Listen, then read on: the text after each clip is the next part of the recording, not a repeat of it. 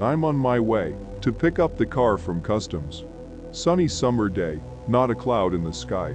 It may well be necessary to spend the night on the road. I stop, sleep for 30 minutes, and again behind the wheel. I move steadily 150 kilometers an hour. Smooth straight highway. In the evening, I arrived at the customs. Paperwork. Boring faces. Xerox. Payment of duty. Drivers of huge trucks.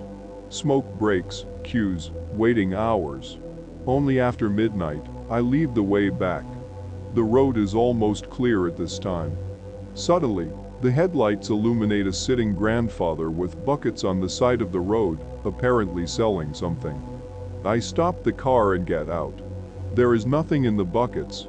Grandfather sits on a chair, giggles and looks somewhere into the forest, does not answer questions. I throw money into the bucket and leave.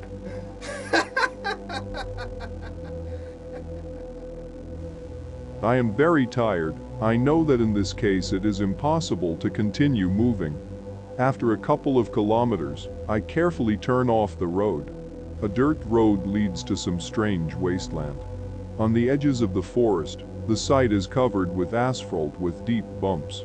I park the car in the center, unfold the seats, spread the sleeping bag. There is silence all around. For some reason I don't want to turn off the lights in the car. I smoke a cigarette, go to bed, turn off the lamp and headlights. I fall into oblivion, a dream as dark as the forest around.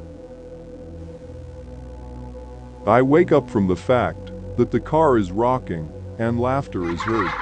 Children's laughter, hilarious and sinister at the same time. The windows are fogged up, nothing can be seen through them.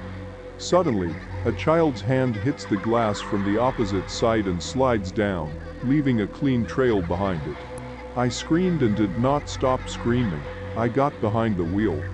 I frantically search for the keys. They are nowhere to be found. The laughter does not stop. The car sways more and more, and from somewhere it smells of burning. It turns out the key was in the ignition. I turn the key. The motor roars. I turn on the headlights automatically. Children are standing in front of the hood. There are 15 of them. There are black spots on their faces and clothes. I put in reverse gear, fly over the bumps, howling the engine.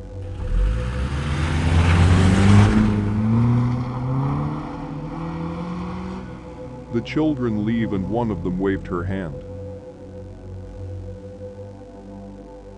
I hit the track and rush like crazy. And only now I notice that it is raining heavily.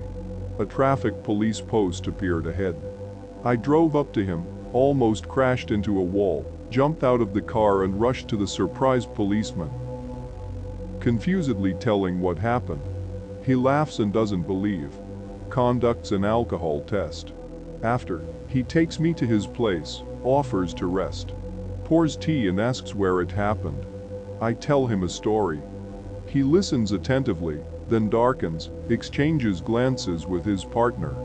Then they tell me a story, that in that place there was a children's boarding school. In the late 80s there was a fire there, and it burned down. Almost all of the pupils died.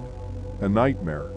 Here, in the warmth, in the company of armed traffic cops, everything seems like a dream. After a while, I thank them, get up and go out to the car. On the hood, almost washed away by the rain, I see the prints of small children's hands stained with soot.